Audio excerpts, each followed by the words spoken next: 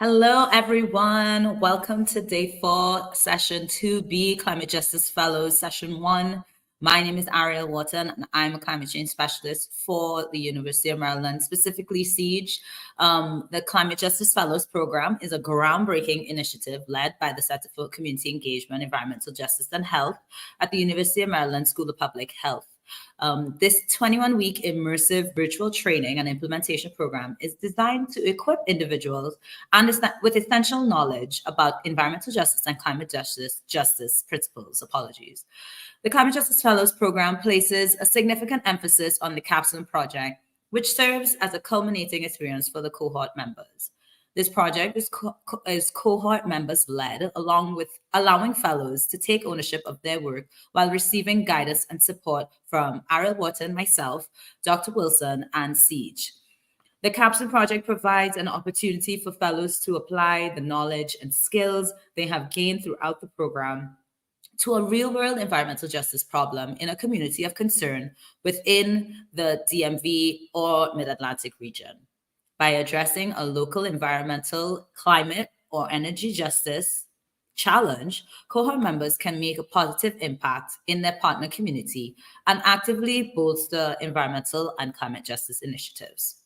In this session, fellows will present their capstone projects. Capstone topics in this session will focus on analyzing cumulative impact bills, improving other and future bills, cumulative impacts assessments, rebuilding EJ communities' involvement and activism after COVID-19, and the importance of climate action plans within these communities. Our fellows will showcase their community projects that are dedicated to making strides in addressing climate and environmental injustices. Welcome, everyone, and thank you, fellows. I'm now going to introduce our panel. First up, we have Richard Coxum. He is a climate change and sustainability advisor, within the Columbia Association. Next, we have Cynthia Herrera, and she represents She's a certified weed warrior, Cynthia, at the City of Baltimore Recreation and Parks. Then we have Laura Schmidt. She's a research aide within Sussex Health and Environmental Network, SHEN. And last but not least, we have Zaki Lewis, who is a youth member at Brown Grove Preservation Group. Welcome. I hope you are all as excited as I am. And we are so happy to be here today, and we encourage questions from our audiences. Please, I will just let you know that we will answer the questions at the end of everyone's presentation, just so that we can be more efficient on time. So first up, we do have Richard. So please, Richard, take the wheel. Thank you, Ariel. I should say. Can everyone see my screen? Alrighty. Can everyone see my screen now? Yes, we can. Excellent. Okay. So good afternoon, and depending on when you watch this, good morning and good evening. My name is Richard Coxum. Thank you for that introduction, Ariel. So this project, my capstone, focused specifically on the history of cumulative impact bills in Maryland and doing an assessment and leveraging existing research that's been done to kind of see what path forward we can take in this area. So first, want to give an overview of what we're going to be talking today. So want to give some acknowledgments to start, go over the cumulative impacts, its ties to environmental justice, successful initiatives across the states, the history of legislation in Maryland, and a potential path forward. So pausing here real quick, I want to flag that essentially every day of this symposium, there has been a wonderful panel or specific topic area focusing on cumulative impacts, starting with day one on environmental justice, cumulative impacts, and environmental decision-making, foundational concepts. On day two, we had the environmental justice and impacts lessons learned from state and local governments in terms of permitting. And yesterday, there was a session on cumulative impacts and progress in the Mid-Atlantic. So following that trend with today's discussion point. So first and foremost, I want to give acknowledgments to thank everyone that's helped me. There's a saying my mom used to like to say about giving flowers when people can appreciate them. So before I begin, I want to thank my parents, for sharing their stories of growing up with environmental injustice exposure. I want to thank my wife and siblings for their support, and then thank my mentors. Also thank Ariel and Dr. Wilson and the whole Siege platform, and my fellow capstone members or fellow program members for putting this together to give helping lead the way in this space and giving us all a voice in this area with this platform. So starting with cumulative impacts and environmental justice, we're going to focus primarily on the EPA definition of both cumulative impacts and environmental justice, because a lot of the research that has been done in this space on the federal level comes out of that group. Dr. Charles Lee was one of the speakers on multiple panels, viewed as one of the premier experts in this area and leading this way. Cumulative impacts, as seen by this slide, kind of discuss the totality of impacts of exposures of chemical and non-chemical stressors and their effect on health, well-being, quality of life outcomes, and how they tie into the broader environmental justice space. So if you look at the graphic, it kind of shows how this all impacts that. This is pulled from a report done by the EPA on their Office of Research and Development on specifically focusing on recommendations that they have. So given that the focus is on Maryland, I want to point to the fact that in Maryland, previous research that has been leveraged and done by others really point to the impacts are predominantly leaning towards impacting Black and low-income communities with a disproportionate proximity to environmental hazards and increased social vulnerability. Because of the research that's been done, it really kind of shows how it's very easy for spirals to kind of be implemented where one stressor impacts another stressor, which further exacerbates the problems that we've seen, specifically around health impact considerations and how this impacts the quality of life that people face. So the shape of cumulative impact assessments vary from state to federal to local levels as well. And as other panels have mentioned earlier in other sessions, the variance across the state, local, and federal level is a very important reason why it's not necessarily just plug and play from state to state, but there's positive outcomes in the fact that there is areas for this to take lessons learned, very specific lessons learned, and apply it for very unique and specific instances moving forward. So on that front, there have been 183 laws, executive orders, regulations, policies, constitutional provisions that pertain to environmental justice across America. 35 of them specifically pertain to cumulative impacts across Massachusetts, New Jersey, North Carolina, Rhode Island, Oregon, California, Maine, Georgia, Vermont, Puerto Rico, Washington, Virginia, Michigan, New York, Delaware, Connecticut, New Mexico, Pennsylvania, and South Carolina. A lot of the panelists earlier mentioned that, or a lot of the sessions in previous days mentioned how, again, since it's not a plug and play situation, there are variances across what these look like. Some of them have been deemed more successful than others. A notable one that was spoken on ad nauseum, believed throughout the symposium was the work being done in New Jersey, and that's been done in New York. And then at the federal level, there's been attempts to get cumulative impacts legislation, most recently in July of this year.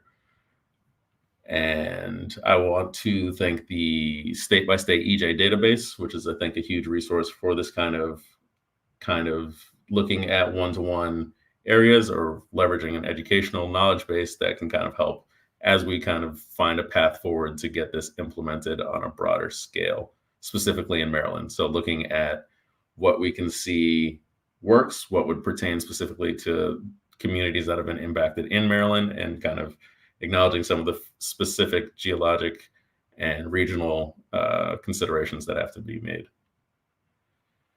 So this table is pulled from the previous research that's been done in the area. So these are the three main kind of pointed previous attempts at getting cumulative impact legislation moving forward in the state.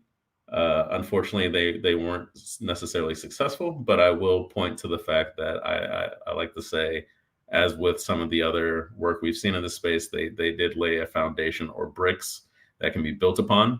So each one, while there wasn't the success that was being looked for, they did provide sort of a path forward. So for example, pulling from a previous state example, in Minnesota in 2008, they passed legislation on pollution control agencies for like a mini NEPA provision. We saw sort of some of that language filter through in some of the later provisions that have been pushed forward in Maryland, and that advocates have been trying to move forward. And looking at one of the more recent unsuccessful ones in HB 517, that kind of wanted to make an amendment into the Maryland Constitution that pertained to the right for a certain clean and healthy environment. The language, again, from each one of these has been built upon, and I think that is a key point worth noting moving forward as we look at a path forward. So there have been challenges as they've faced. Some of these weren't successful for various reasons, but we do have the Climate Solutions Now Act of 2022, which has led to a lot of great progress in the state, as though it does not necessarily pertain to cumulative impacts. It does put an emphasis on equity and other considerations that may not have necessarily been a priority under previous administrations. So focusing on the building blocks and lessons learned from each one of these, whether they were successful or unsuccessful, taking the positives from what we've seen.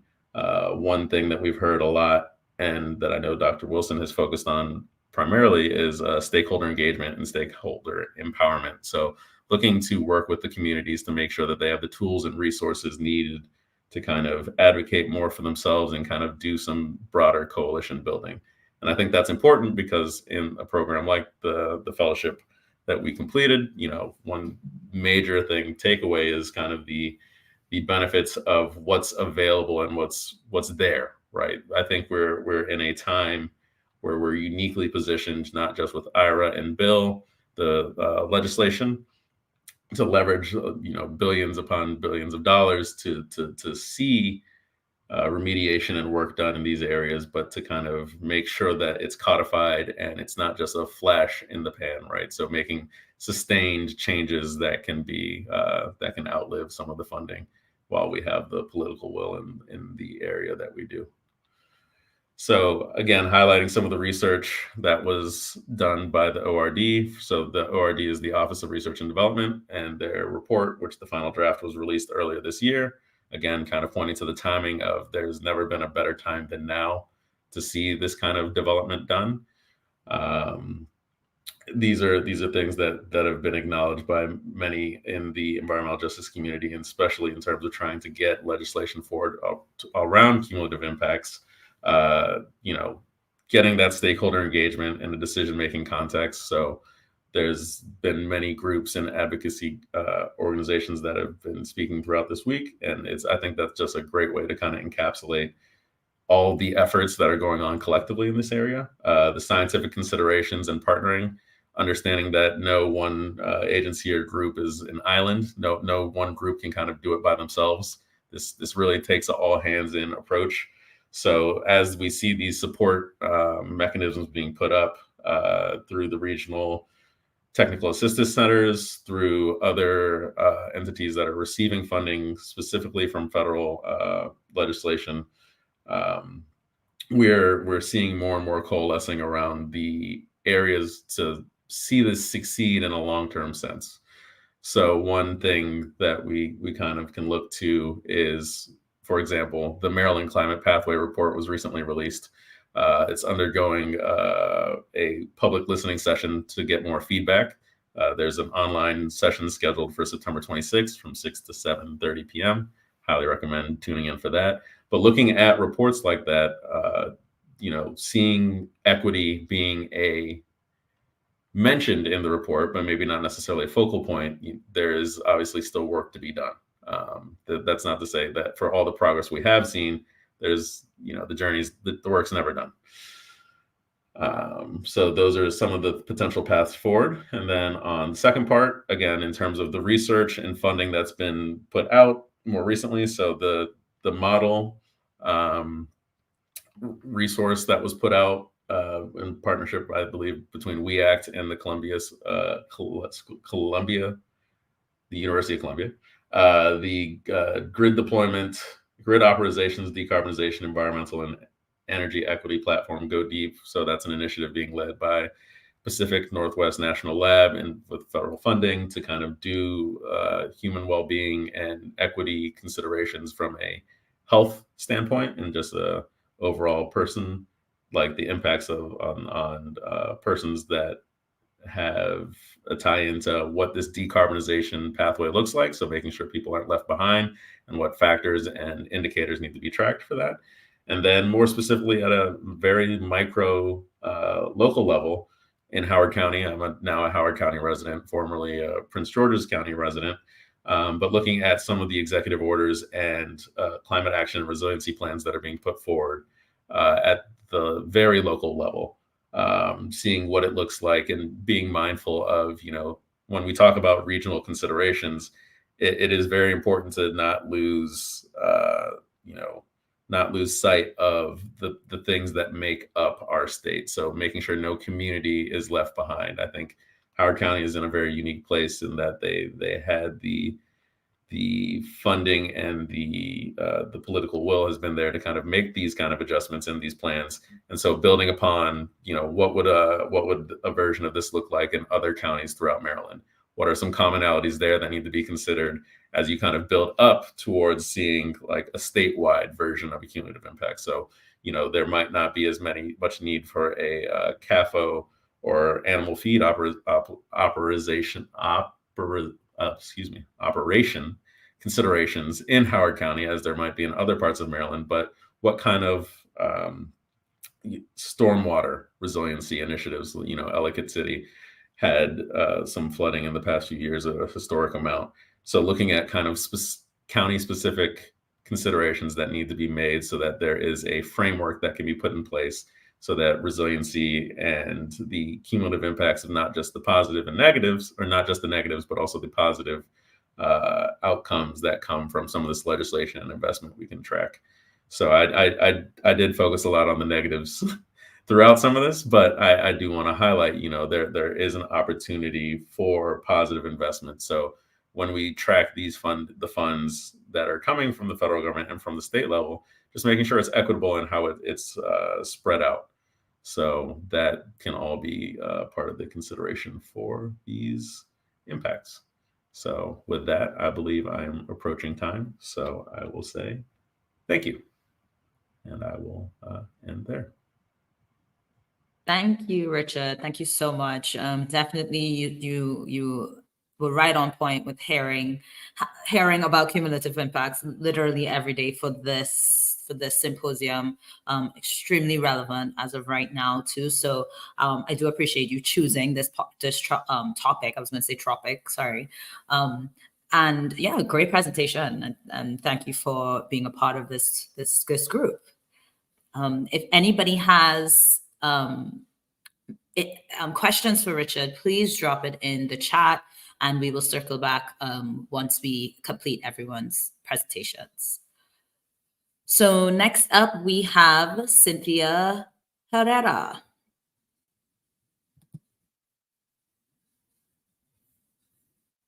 Cynthia, you have the floor. All right. Hey, everyone. Happy Hispanic Heritage Month. My name is Cynthia Herrera, and on the theme of people, power, and politics, I look to identify social determinants of health using geospatial tools to connect Spanish speakers to the watershed. Our big question was on equity. How do we go about identifying EJ communities, especially those living in the shadows? We're going to see how Defensores de la Cuenca are doing just that. There's the video.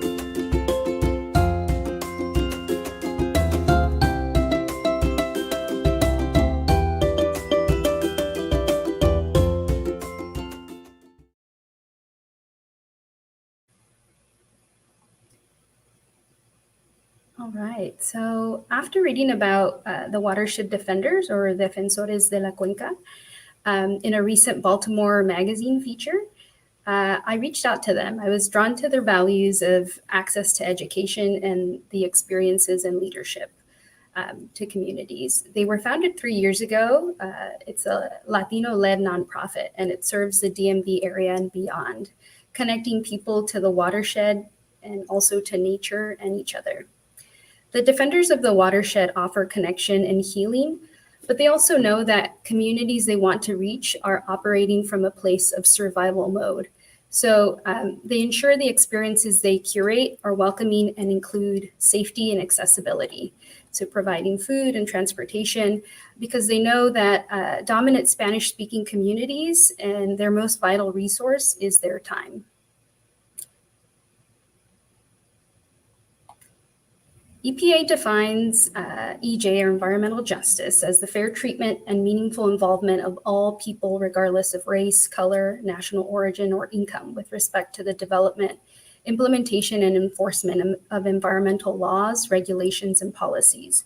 But the defenders of the watershed don't lead with the EJ talk. They first work to educate Latino communities on the important role that the environment has on our lives, on our health and well-being, and the impact that we have on it. They do so by creating an inviting atmosphere for folks to make meaningful connections while telling our stories and expressing our culture, faith, and love of nature. Accessibility is a big one too. They're creating inviting activities where all needs are met. There are paid volunteer and apprenticeship opportunities that alleviate the burden and connect people with nature, so folks are comfortable in green spaces.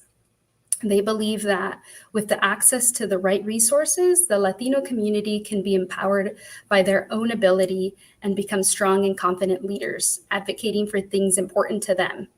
Just last year, they had successful events teaching fishing fundamentals, even securing fishing licenses. So for anyone who wanted to enjoy fishing all year round, which is pretty cool. And as we talked, Abel, the co-founder, and his team identified challenges engaging with Latino communities in Virginia. And as we were working together, we wanted to develop an assessment on the area of Fredericksburg to examine data that can better speak to the Latino community there about what's important to them and their daily lives. Now, just looking at from a quick glimpse of this regular map of Fredericksburg, we identified a couple of things. We see a watershed, we see crossing highways, and an airport nearby. And so this is what we set out to study. So we wanted a cumulative impact assessment. Our area was Fredericksburg, Virginia. We looked to serve BIPOC Spanish speakers in Fredericksburg and identified as disadvantaged. Who will benefit? We were looking at our target audience to be Spanish dominant, recent arrivals, hard to reach communities with no disposable income.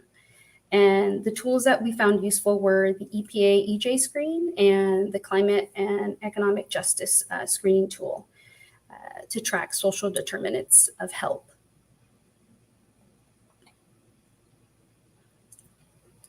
So the social determinants of health, I'm going to share preliminary results. They examined the combined effects of various stressors on the community. I picked geospatial tools because they're a powerful ally in the fight for environmental and climate justice. These tools allow us to visualize and explore patterns of environmental and climate hazards. They also reveal burdens that certain communities are facing. The aggregate data is accessible to us as community advocates and important in understanding the complexities of our work, especially engaging with hard-to-reach communities. Here is an EJ index, and the index helps screen for potential EJ concerns. It combines the data on low-income and people of color populations with a single environmental indicator. This is a great snapshot and is accessible through the tool, and it gives you an idea of the landscape of what you're looking at. Then I looked at the EPA EJ screen, and this is a snapshot as well. This tool, I was able to toggle to different neighborhoods within Fredericksburg to pull data points, which varied in terms of population, et cetera. There was also some identified points like high percentage in limited English speaking and traffic proximity. The climate and economic justice screening tool here, it's also used to identify disadvantaged communities and serves the Justice 40 initiative. It includes a census tract and highlights burdens for a quick analysis if needed. And what I like about this one is that if you are looking at different communities, they will highlight areas that are of real concern and are identified burdens if they have a percentile of 90 plus. Data shows multiple vulnerabilities here, from proximity to risk management plan facilities to proximity to Superfund sites to wastewater discharge. Although I found the tool to be user-friendly, super quick to use, one limitation for the census tract data was that recent arrivals and Spanish speakers are not all accounted for, as Latino families continue to live in the shadows of our immigration process. Therefore, this tool doesn't adequately represent the true population of Spanish speakers, but it gives us a good idea of where we can get a head start. And based on the EPA administrator definition, Fredericksburg identifies as a disadvantaged community. And there on the screen, it shows you a couple of different reasons as to why it is identified as disadvantaged, which is super valuable because when we're talking about policy change or when we're talking about finding funding opportunities, having metrics and evidence to support your work and your presence in communities is vital. So the identified burdens that were the most alarming were climate change threats and legacy pollution, lead paint, and projected flood risks. And so next steps, I want to check out the Park Equity Mapper tool. That's another tool to kind of find gaps in access to green and natural infrastructure. And then I also want to check out the Maryland EJ screen tool just to see if there's anything that is different from the other tools that I've used. And then thinking of some recommendations for next steps for watershed defenders would be to reach out to the EJ TICTAC region to support grant writing and capacity building using the data from this EJ screening tool and metrics that identify Fredericksburg as a disadvantaged community, but also to advocate for integrated language access funding for all EJ community engagement, because the more we do this work, the more we realize that funding is limited when it comes to building and supporting communities at a baseline. And so that would be something to incorporate with NEJAC comment period, mandating language access funds as a baseline for all EJ community engagement. And I'll leave you guys with this. We know that the importance of this work is to reduce harm, to help distribute benefits to the overlooked, and to institutionalize EJ. This is a quote from Abel, the founder. In terms of climate change and resiliency, we need to better equip this community to be a part of the workforce, to be a part of the conversation. If we continue to sideline or ignore Latino and Spanish-speaking communities, if we continue to ignore their need to access green space to improve air and water quality, it will result in a sicker populace.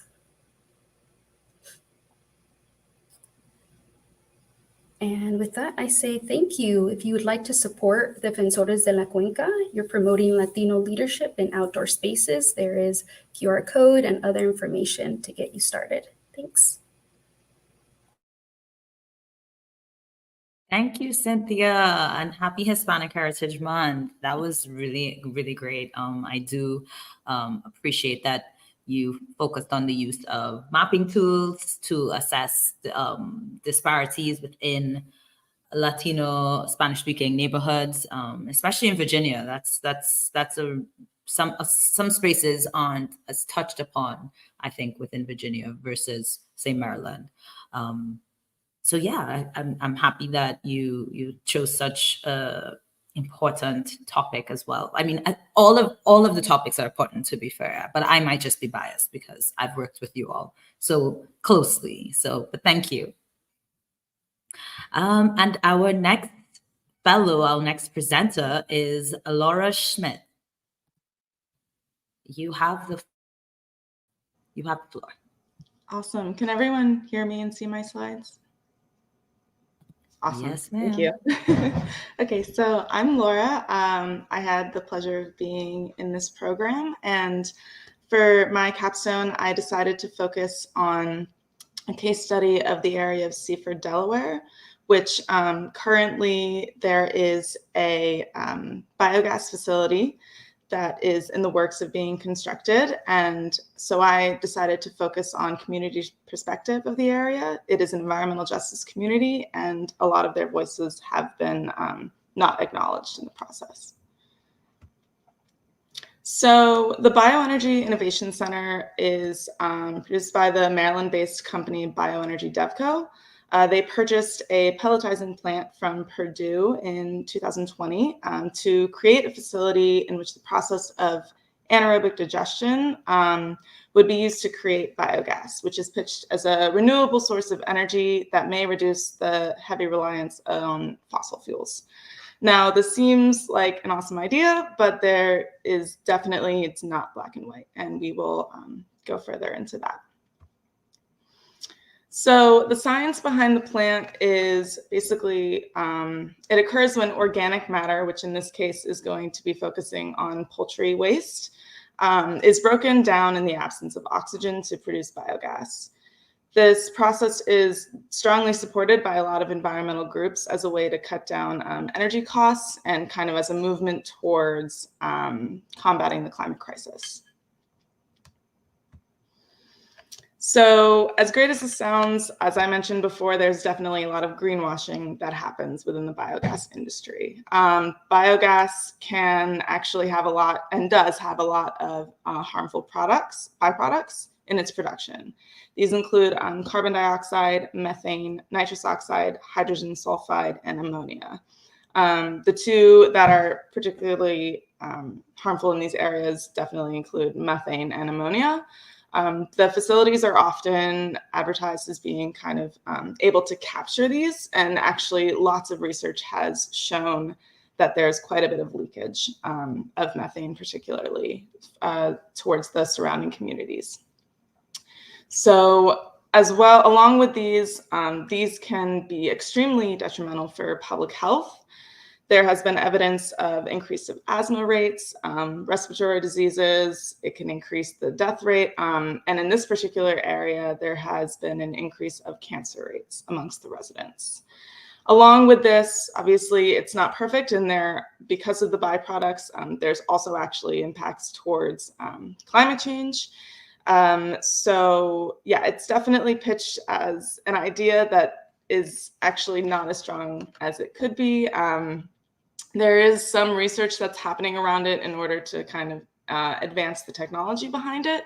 But right now, what's happening is a lot of these facilities are being permitted without really strong data to support their ability to combat the crisis.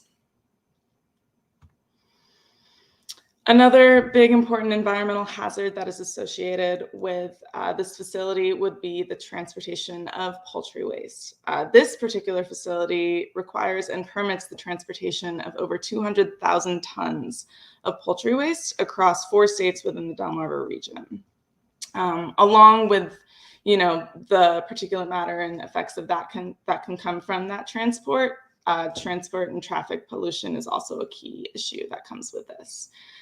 With those, it permits 199 vehicle trips per day. And there will be approximately 73,000 vehicle trips per year. So when you think about, the cumulative impact of that just in all of the different areas, it's definitely one that needs to be acknowledged. So just to show you all how I kind of focused on this, I am showing you here where the Bioenergy Innovation Center is on. It's actually on a road called Enviro Way, which is interesting. So just to show you, that's kind of how I looked into it, and that directly correlates with EJ Screen, which is an awesome mapping tool that's kind of already been discussed by some of the other fellows. And so clearly, we see that within the exact region of the facility, there are quite a bit of environmental injustices that are happening, particularly with proximity to Superfund sites, toxic releases in the air, particulate matter release, and hazardous waste proximity. Now, another thing I want to mention is that later on, when I focus on the community that I worked with, it actually has quite a few people that are limited English speakers. Most of them come from a Haitian Creole background. So when you look at the other areas that surround the facility, you can kind of see actually those indexes as well. They're high percentiles, and that's very important to include. Also within that, you can see the racial demographic, the income, which is very key in this case. And many of these people are actually coming into work with this industry as they, need a way to make income. So they're kind of forced into a system that is perpetually a cycle of environmental injustice. And here you can see an exact showing of the facility and all of the CAFOs that actually surround it. CAFOs are concentrated animal feeding operations. And then this particular area is actually cited as an agriculture site, but as you can see, there are quite a few residential neighborhoods that are within this area, particularly mobile home neighborhoods. So, and lots of religious sites as well, lots of churches, which I actually went to one for this particular project, which we'll get into. So along with this, as a result of this facility being pitched, there was actually a Title VI complaint that was filed in December of 2022 against the Delaware Department of Natural Resources and Environmental Control, also known as DENREC, and Sussex County for violating the Title VI of the Civil Rights Act. This was submitted by the Socially Responsible Agriculture Project, Sussex Health and Environmental Network, the American Civil Liberties Union of Delaware, the Delaware Poor People's Campaign, Delaware State Conference branched on the NAACP as well. And it particularly focuses on the fact that the community surrounding this facility was really not informed of the impacts that this could hold. There was not really notice to the public about permit applications. There were a couple hearings offered, but they were not offered in other languages, which obviously in this area is a key issue. Along with that, there were no interpretation services or translation services that were provided. And yeah, just in general, quite a few of the community members, actually most of them, just lack access to information regarding the project.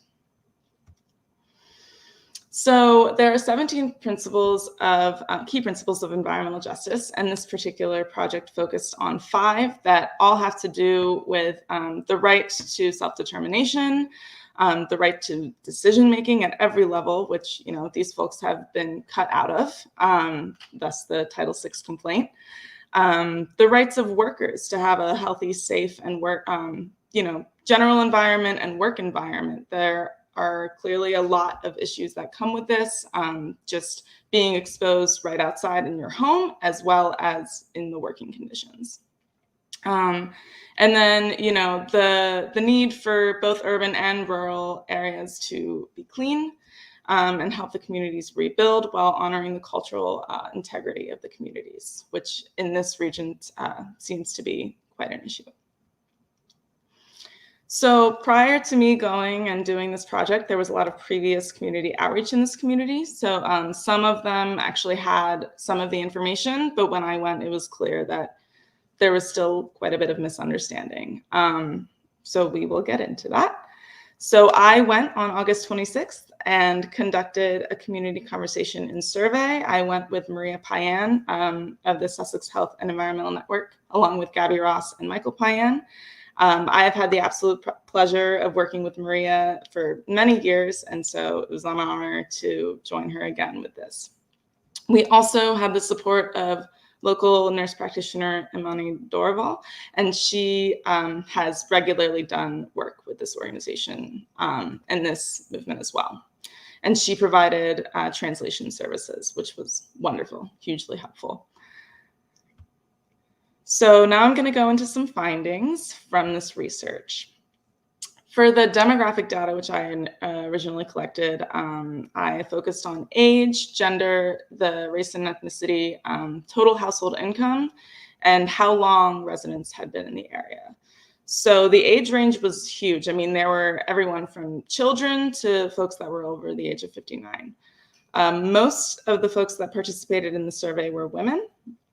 All of them self-identified as Haitian, Black or African American, or both.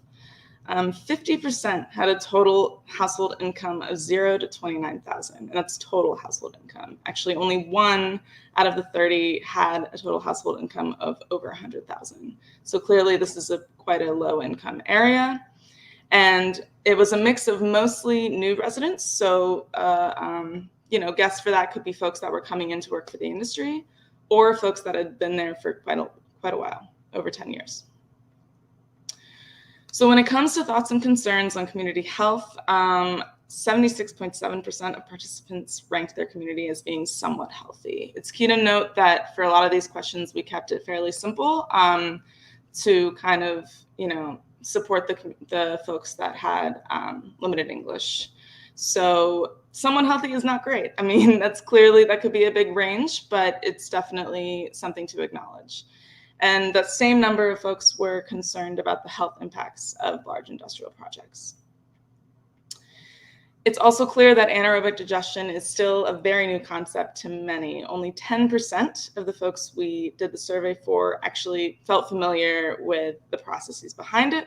60% said they needed way more information on if it would help the area with waste management, and 20% believed that it would not help at all. Along with this, the majority of folks had concerns about how it would impact their health and well-being, So with that, there's definitely a clear lack of communication between the community and those behind the project. Many of them were not familiar with the name of the company, the work that occurs at the plant, what it produced, and how it can affect their home environment. Also, key to note is that when the government reached out to the community, or when asking if that occurred, no one said yes. And only 10% of the participants attended a public hearing. As I stated before, the public hearing was offered in English and Spanish, or it says online that it was, but that community is predominantly Haitian Creole. So that obviously does not help them, understand what's going on. So some other questions that I asked was what environmental justice means to them. And this is kind of a word map of the key themes that were stated in the survey. So obviously you see terms like healthy and including everyone, making sure things are clean. There's some key points about fairness, pollution. So yeah, those were all kind of common trends amongst the responses. And then these are actually some direct quotes from folks that wanted more information. They wanted they have the right to an environment that's pure. They want to make the community safe. This community was vibrant. They were wonderful to work with. I mean, when we walked in, kids immediately came up and hugged us without even knowing who we were. So, it's clear that they are a community that cares about their environment and each other, and it's incredibly saddening that they are not being included in this process. So what's next? I intend on continuing to research and doing community engagement events. I would like to offer this survey or surveys similar on online platforms, and with that use services that provide translation, as well as making sure that that's a key part to just make sure everyone's voice is included. And we are still staying updated with the project progress as we await the EPA's response. With that, the EPA just opened the Title VI complaint, which is exciting, but at the same time, permits were given to the facility to start construction. So, you know, there's definitely a gap there, and the fact that it was already permitted presents some pretty big issues. And we're hopeful that the EPA's, you know, consideration of the complaint comes in and kind of maybe halts the project or at least provides some clarity and some aid towards the community. So yeah, that was my project, and I really appreciate all of the support that I've had throughout the process. And if you have any questions, just go ahead and pop them in the chat. Thank you. Thank you, Laura. Oh, definitely. You know how I feel about this one. Yeah. I'm always, no matter how often, no matter how deep, you know, you're in the EJ work, it still shocks me to see, like when you visually see the religious buildings or neighborhoods like directly within the same space, I should say, as these harmful facilities. So thank you for that. Please keep us updated on your the EPA like updates, I guess, in that space. I'm hoping that there is positive movement forward, because yeah, definitely it's crazy. It's so maddening and sad at the same time. So thank you so much. And last but not least, we have Zaki Lewis.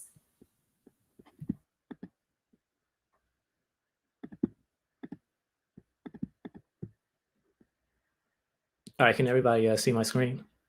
Hear me? Everything? Okay.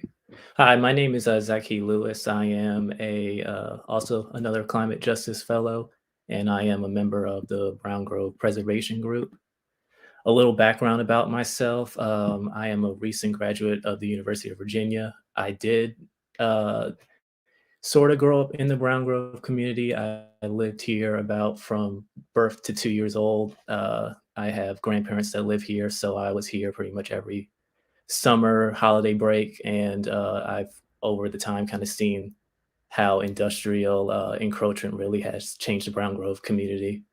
So I had a real motivation to really get involved with the Brown Grove Preservation Group after its establishment in 2020 due to various industrial developments coming into the community. But primarily what we have to speak about, for the Brown Grove community is it's in Hanover County, Virginia. It's a very rural residential area that was founded in 1870 by formerly enslaved people. It was an agricultural settlement, which over time kind of morphed into like a middle-class residential neighborhood. Really close-knit community that's seen a lot of industrial developments really break up kind of the ability for that close-knit community to really have its own sort of real residential feel. So what's pictured here is kind of like the community center, the community landmark, which is a Brown Grove Baptist Church. It was had various physical iterations over the years, but this is the current look right now, and it's actually celebrated its 150th anniversary in 2020. And a couple things about our community is that we have received our National Historic Landmark designation in 2023, and the year prior to that, we got our Virginia Historic District from the Virginia Landmarks Registry. So there are several real climate impacts or really climate inequities that we have seen happen in the last 50 or so years, maybe even longer than that. But primarily, I won't go into everything, but it's mainly there's a landfill, a construction debris facility, a concrete precasting plant, a regional airport, which actually displaced several of the residents in our area. And in the 1950s, the state of Virginia actually decided to split our community in half with the I-95 interstate northbound and southbound lanes. There's about 3 on each side, which actually the exit for the southbound and northbound lane goes into Lewistown Road. Of course, my last name being Lewis, we assume that that is kind of our family namesake, which is another big issue of ours. But other than that, our main issue that really brought together the community in the way to fight for our preservation of our community was the construction of a 1.1 million square foot Wegmans distribution center, which is in a lot directly adjacent from our church. It's right now it is pretty much being finished built, but of course there's a lot of litigation going on, so they have not actually opened up and started working yet. But it's posed a lot of climate related issues, especially knowing that it's demolished about 15 acres of wetlands, which were protected by the Chesapeake Water Preservation area. It would be a 24/7, 365 operation, and it would add about 2,600 vehicle trips per day to our residential area.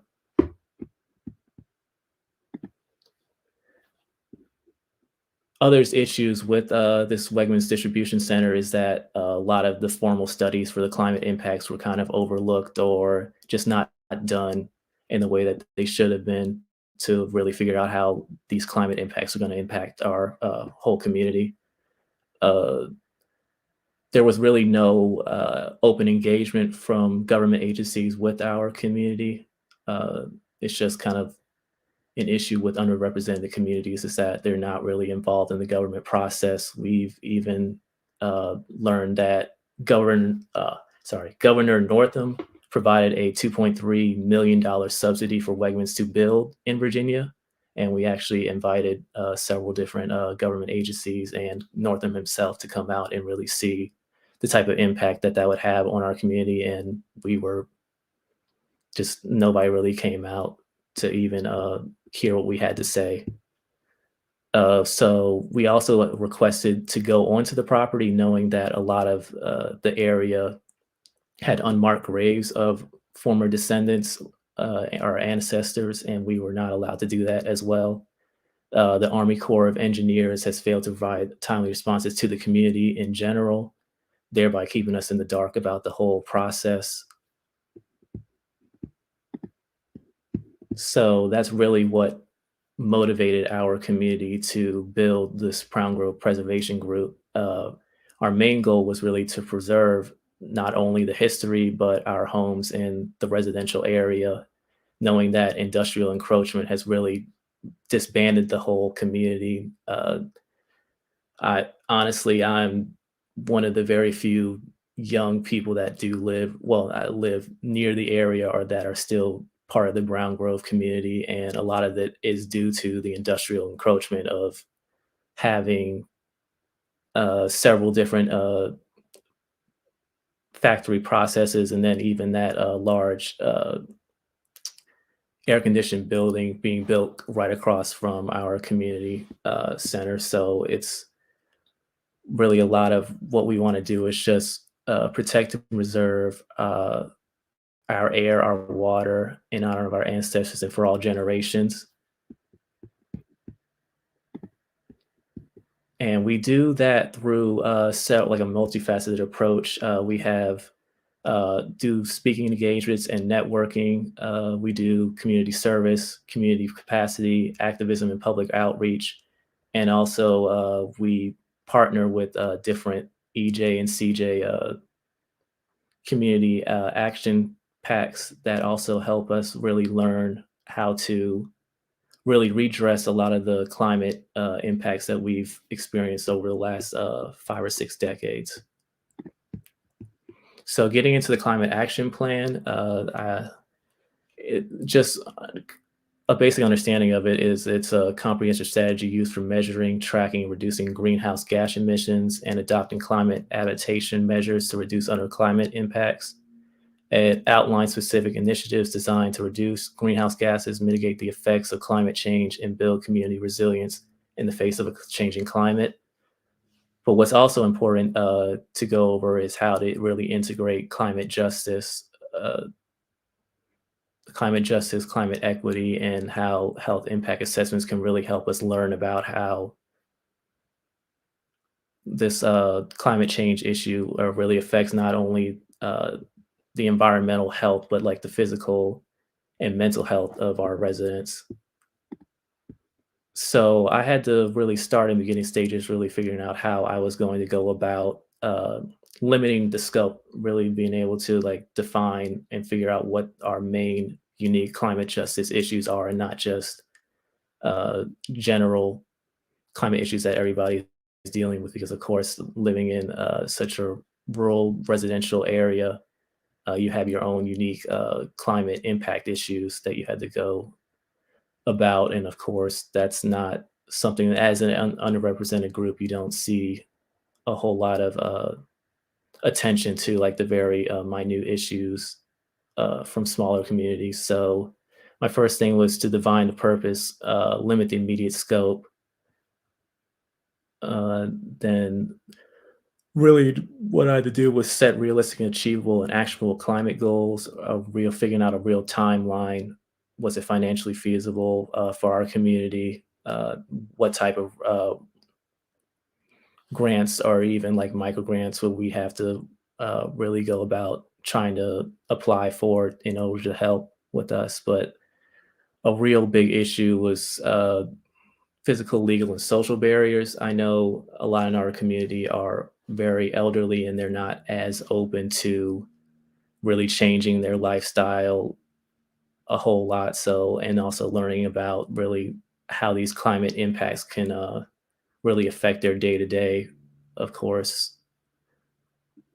So what I really had to do was just bring this to our preservation group and really help them, allow them to kind of understand like how we can go about educating the public and really changing the way that we utilize energy, like the energy sources that we do use, and then figuring out how to go about fixing some of our primary issues, which are like flooding due to like the lack of resiliency infrastructure, and then heat mitigation and things of that nature.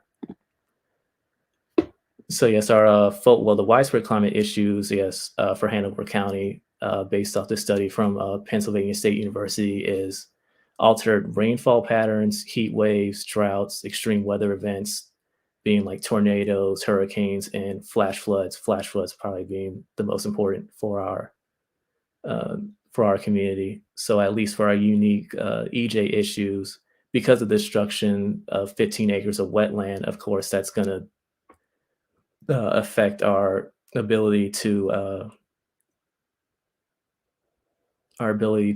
what's the word, mitigate like a water, or like during flash floods we don't have the other resiliency infrastructure. So destroying the wetlands is really going to alter the water drainage and ability, and it's also going to affect our groundwater and soil pollutants due to like construction debris, the machines that they're bringing in to knock down trees and build their own infrastructure is really altering our groundwater and soil pollutants. Of course, there's greenhouse gas emissions due to like their degenerates that they bring in to develop their construction.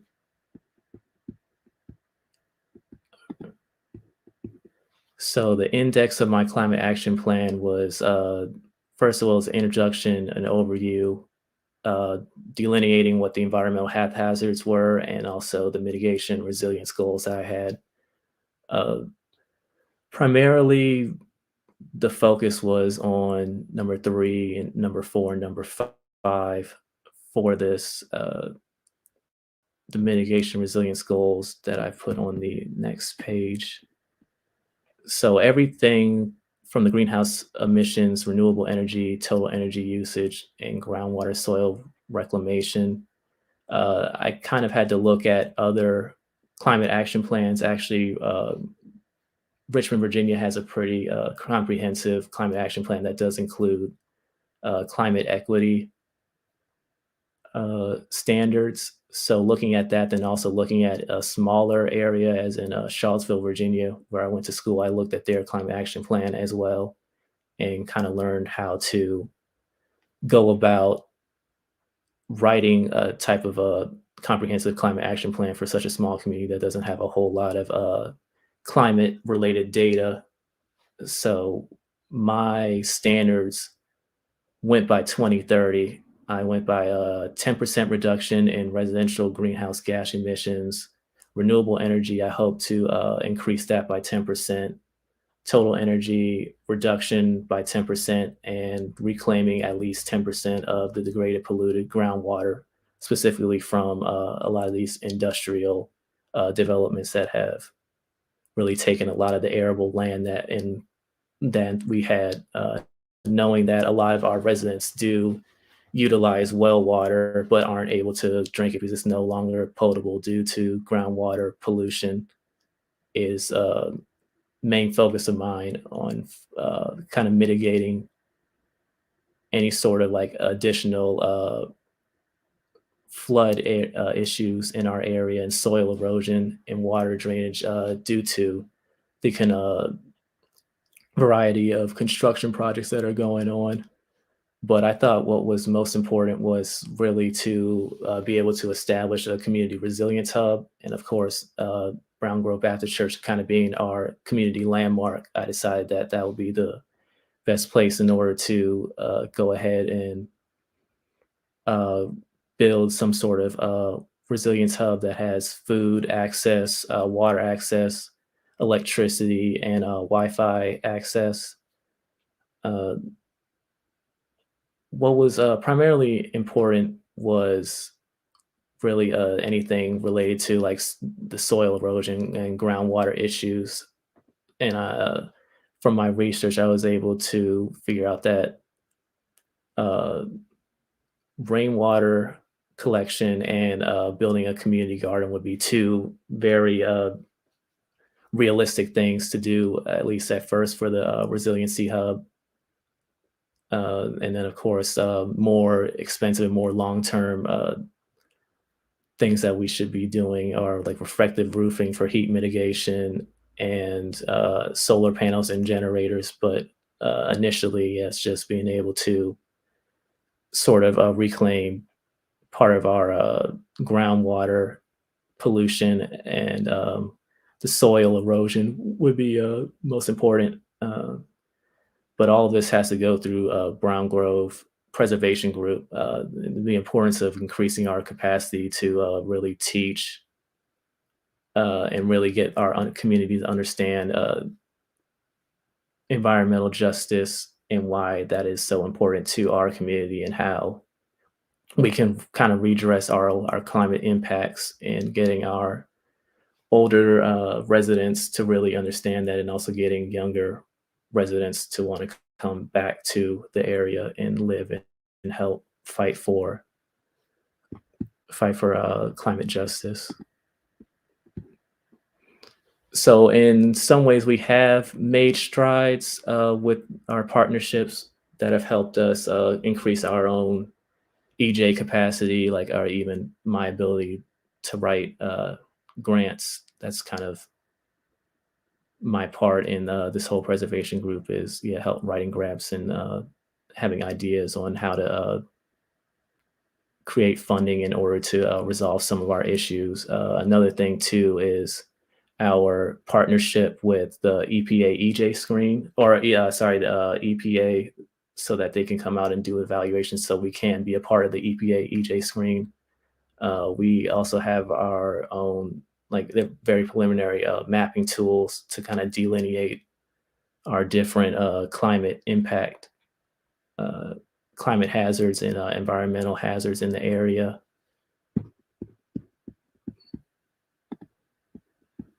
Yes, and this goes back to my usage. We passed out.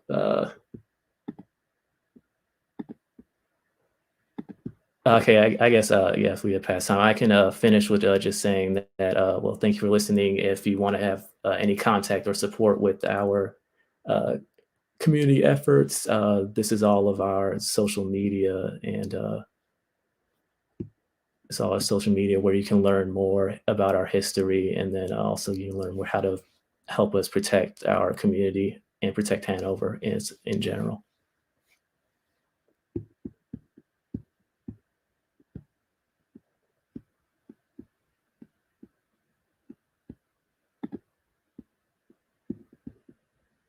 Thank you, Zaki.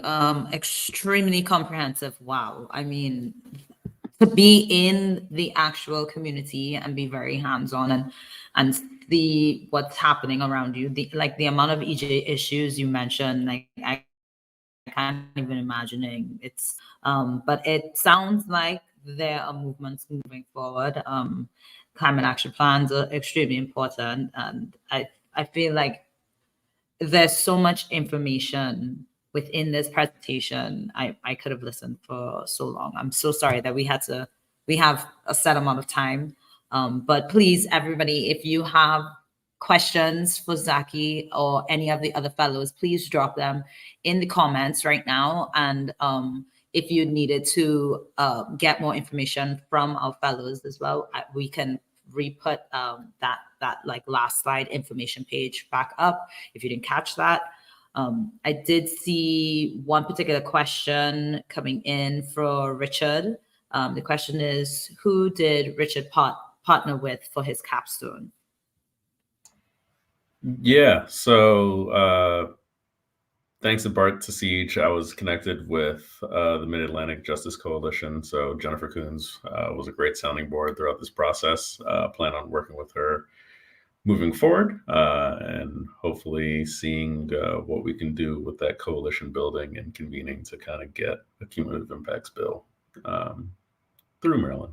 So yeah, Mid-Atlantic Justice Coalition, or specifically Jennifer Coons on behalf of that organization. So I know the ties is always an interesting thing. So yeah, thanks. Yes. And the Mid-Atlantic Justice Coalition is also one of Dr. Wilson's like near and dear coalitions. He's one of the founders, I believe. So definitely he was happy. He was like, yes, let's make sure we get link him with Jennifer so that they can move forward with that. And so within this space, we wanted our climate justice fellows to be linked with or partnered with some of our match partners. I know you've probably heard match and TikTok for this entire symposium, but that was really one of the main goals for this capstone. And also to just encourage community and community action, community partnerships, and also connectivity between our members as well. I know that some have, we've been able to kind of share resources, and they've been able to go to each other if they need any other connections. So, but I love this balance of working like Zaki working within his own community and working within the cultivation group that is near and dear to him, and then even Laura using Shen, a connection that she's had for years, and we've done a lot of work with Maria Payan and Michael Payan as a community, as a center, I should say. So it's really I was thoroughly impressed by all of your presentations, and I'm thoroughly impressed that you did it within 15 minutes too. So kudos to y'all. I'm so happy to be a part of this program. I'm so happy you're a part of this program. And, yes, so we have in the chat, fellows, are you feeling hopeful, overwhelmed, or both? Thank you for that question, Stephanie, who is also a climate justice fellow, I should say. So I think this is a question for you all. And after this question, we'll end the session. So please, anybody jump in. I can jump in on this one. I think that the work that has come out of what I've been doing has been amazing. I think that the fact that the EPA opened the complaint is a huge step forward, but definitely feeling pretty overwhelmed. I mean, this is an issue that spans especially all over the East Coast. You know, you're thinking about North Carolina, Delmarva. So there's a lot to be done. And I think that especially when it comes to like how we're mitigating the climate crisis. I mean, this has been something that has been pitched as such a wonderful idea, and it's still impacting communities, and it's still, you know, being placed in those that are marginalized and unable to speak out. So I think that definitely a feeling of both, at least on my end. So, yeah.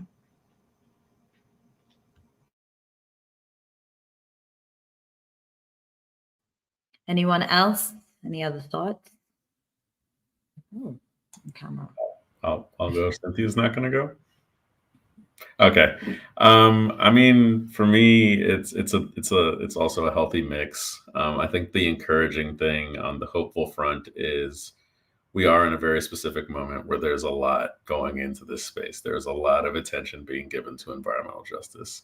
And I think the hopeful part is with all the resources and data that's coming out, there is an opportunity for some positive change. I think the overwhelming or frightening part is, you know, historically, these things they don't always get the spotlight consistently, right? So it's kind of a little mix of this kind of feels like it has to get done right now, correctly now. Otherwise, we don't know what the next iteration of it kind of looks like. So definitely hopeful, but also just mindful that this does kind of feel like a special moment.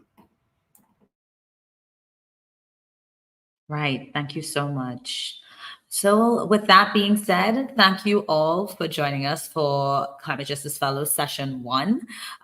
Thank you to our fellows. Thank you to all who are viewing. And I hope you enjoy the rest of the sessions today, or just have a wonderful day. Thank you. Take care.